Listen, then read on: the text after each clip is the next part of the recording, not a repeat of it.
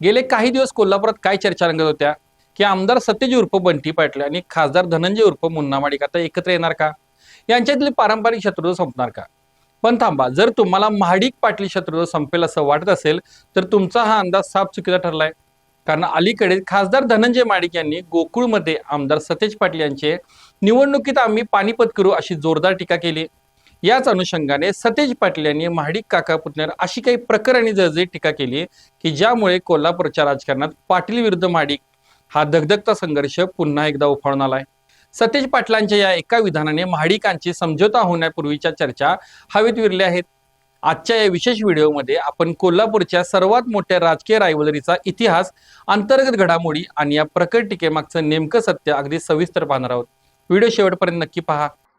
बाबा, खूप बोर होतंय. काहीतरी नवीन फ्रेश ऑर्डर करा ना. माझ्याकडे एक सरप्राईज आहे. गोकुळचा आस्वाद परंपरेचा गोकुळ आईस्क्रीम सोबती प्रत्येक क्षणाचा गोकुळ आईस्क्रीम. नमस्कार, मी हर्षवर्धन भोसले. सकलमध्ये आपलं स्वागत आहे. कोल्हापूरचं राजकारण समजून घ्यायचं असेल तर पाटील विरुद्ध महाडिक हा संघर्ष समजून घ्यावाच लागतो.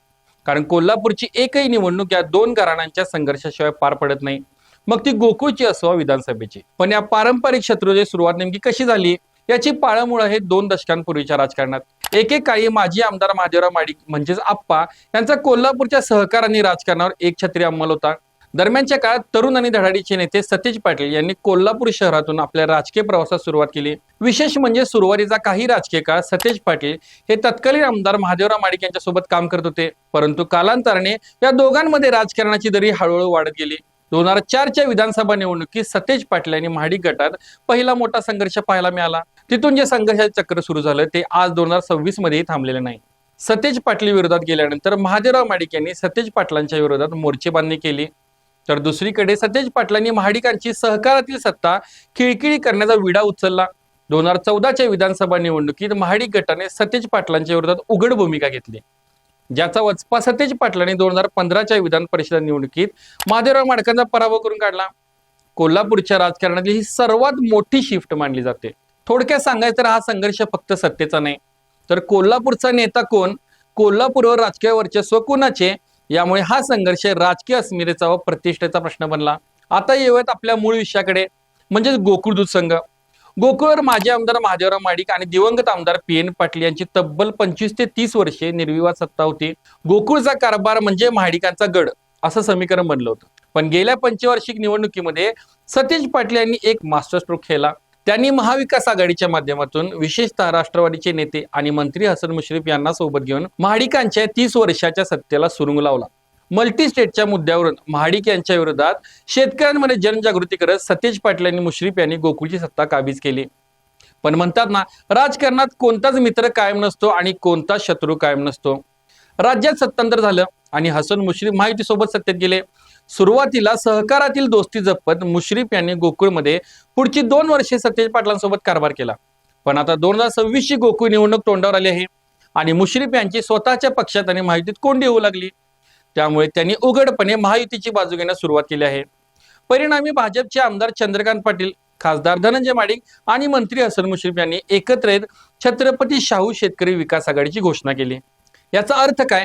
याचा अर्थ असा की ज्या मुश्रीफांच्या ताकदीवर सतेज पाटलांनी महाडिकांना गोकुळमधून बाहेर केलं होतं, तेच मुश्रीफ आता महाडिकांच्या सोबत गेले आहेत. त्यामुळे 2026च्या निवडणुकीत सतेज पाटील हे पहिल्यांदाच एकटे पडले चित्र निर्माण झालं आहे. पण ट्विस्ट तर इथे आहे. गोकुळमध्ये महायुती एकत्रितपणे उतरणं हे निश्चित होत असताना राजकीय वर्तुळात एक वेगळीच खिचडी शिजत असल्याच्या चर्चा सुरू झाल्या होत्या. कट्टर विरोधक असलेले आमदार सतेज पाटील आणि महाडिक गट यांनी एकमेकांबद्दल अचानक मऊ आणि सकारात्मक विधाने करायला सुरुवात केली होती. विशेषतः आमदार सतेज पाटील व आमदार अमल माडिक यांच्यामधील ती विधाने होती. कोल्हापूरकरांना वाटू लागलं होतं की बापरे, महाडिक आणि पाटील एकत्र येणार की काय.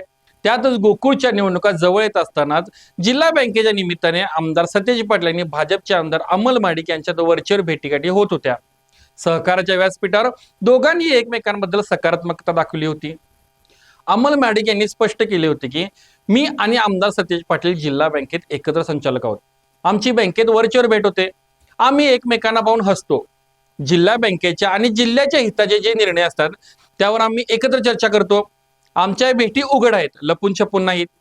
यावर सतेज पाटील यांनीही खुलासा केला होता की शेतकरी आणि दूध उत्पादकांच्या हितासाठी आम्ही गोकुळ किंवा जिल्हा बँकेत राजकीय जोडे बाहेर ठेवून काम करतो. महाविकास आघाडी सरकारच्या काळातही आम्ही विरोधी पक्षाचा म्हणजेच भाजपचा कारखाना की काँग्रेसचा कारखाना हे न पाहता शेतकऱ्यांसाठी कर्ज पुरवठा केला होता. अमल महाडिक मला जिल्हा बँकेत वारंवार भेटतात. या विधानांमुळे महाडिक पाटील युतीच्या चर्चांना उधाण आलं. यात आता भर घातली आहे ती सतेज पाटील यांनी नुकत्याच केलेल्या एका विधानाने. सतेज पाटील माध्यमांशी बोलताना म्हणाले होते की जेव्हा गोकुळवर महाडिक साहेबांची सत्ता होती तेव्हा काँग्रेसच्या राजवटीत मुख्यमंत्र्यांनी कधीही गोकुळमध्ये अंतर्गत हस्तक्षेप केला नाही. पण आज जिल्ह्यातील महायुतीचे नेते कमकुवत असल्यामुळे मुख्यमंत्री देवेंद्र फडणवीस यांना थेट हस्तक्षेप करावा लागत आहे. आता विचार करा, बंटी पाटलांनी थेट महाडिकांच्या काळातील मुख्यमंत्र्यांच्या हस्तक्षेपाचा मुद्दा काढल्यामुळे राजकीय विश्लेषकांना असं वाटलं की बंटी पाटील महाडिकांच्या जुन्या कारभाराचे कौतुक करत आहेत आणि ही पाटील महाडिक शत्रू संपण्याची नांदी आहे. पण सतेज पाटलांच्या या विधानाचा फायदा घेत खासदार धनंजय महाडिक यांनी मात्र उलट सतेज पाटलांवरती थेट हल्ला चढवला. धनंजय महाडिक म्हणाले, सतेज पाटील बोलले ते बरोबर बोलले, कारण महाडिकांच्या काळात गोकुळमध्ये चोख कारभार होता, परंतु गोकुळमध्ये जे काही भ्रष्ट कारभार झाला तो गेल्या 5 वर्षात झाला. त्या काळात गोकुळचे नेतृत्व सतेज पाटीलच करत होते. येत्या निवडणुकीत आमदार पाटील यांचा राजाराम कारखाना तसेच भीमा कारखान्याप्रमाणे आम्ही गोकुळमध्ये 25 विरुद्ध 0 असा धुव्वा उडवणारा पराभव करू. महाडिकांच्या या विधानामुळे जी रायवलरी संपेल असं वाटत होतं ती पुन्हा एकदा दगदगती झाली. धनंजय महाडिकांनी 25-0 असं आव्हानात्मक विधान करताच आमदार सतेज पाटील यांचा भडका उडाला. आपल्या विधानाचा गैरअर्थ होतोय असं लक्षात येताच सतेज पाटील यांनी स्पष्ट केलं की महादेवराव महाडिक यांच्या सत्ता काळात मुख्यमंत्र्यांचा गोकुळमध्ये हस्तक्षेप नव्हता. या माझ्या विधानाचा चुकीचा अर्थ लावला गेला आहे. मी हे विधान केलं असलं तरी याचा अर्थ तुमचा कारभार खूप चोख होता किंवा तुमच्या भ्रष्ट कारभारला माझ्याकडून ना हरकत प्रमाणपत्र म्हणजेच NOC मिळालं आहे असं अजिबात समजू नका. तुमच्या याच भ्रष्ट कारभाराला कंटाळून सभासदांनी गत वेळेला सत्तांतर घडवलं होतं हे विसरू नका. एवढ्यावरच बंटी पाटील थांबले नाहीत, तर त्यांनी महाडिकांच्या व्यावसायिक आणि राजकीय इतिहासावर बोट ठेवत अत्यंत गंभीर टोला लगावला. ते म्हणाले, महाडिक कधी स्वतः संस्था काढत नाहीत तर दुसऱ्यांनी काढलेल्या संस्था बळकावतात. हा इतिहास अख्ख्या महाराष्ट्राला माहित आहे. त्यामुळे भावकीने म्हणजेच महाडिकांनी हे नीट लक्षात ठेवावं. गोकुळच्या निवडणुकीत अजून पुलाखालून बरेचसे पाणी वाहून जायचे आहे. आगे आगे देखो होता है क्या. सतेज पाटलांच्या या आक्रमक भूमिकेने हे स्पष्ट केले की त्यांनी आपल्या राजर्षी शाहू शेतकरी समविचारी आघाडीच्या माध्यमातून रणशिंग फुंकले आणि ते उलट अधिक आक्रमकपणे मैदानात उतरले आहेत. संपूर्ण घडामोडीच्या आता आगामी गोकुळ निवडणुकीवर काय परिणाम होणार? पहिले म्हणजे महाडिक आणि पाटील एकत्र येण्याच्या सर्व चर्चांना आता कायमचा पूर्णविराम मिळाला आहे. ही निवडणूक नेहमीप्रमाणेच अत्यंत काट्याची आणि अटीतटीची होणार हे स्पष्ट झाले.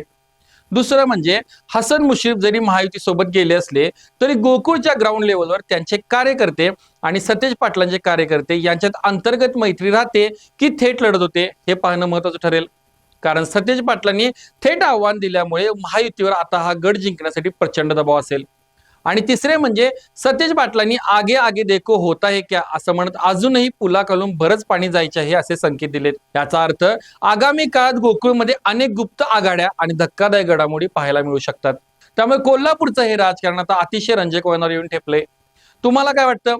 सतेज पाटलांनी महाडिकांवर केलेली ही टीका तुम्हाला योग्य वाटते का? हसन मुश्रीफ दूर गेल्यावरही सतेज पाटील गोकुळवर आपला झेंडा फडकावू शकतील का? की धनंजय महाडिक यांनी म्हटल्याप्रमाणे महायुती गोकुळमध्ये सतेज पाटलांचा धुव्वा उडवणार? तुमची मते कमेंट बॉक्समध्ये नक्की सांगा.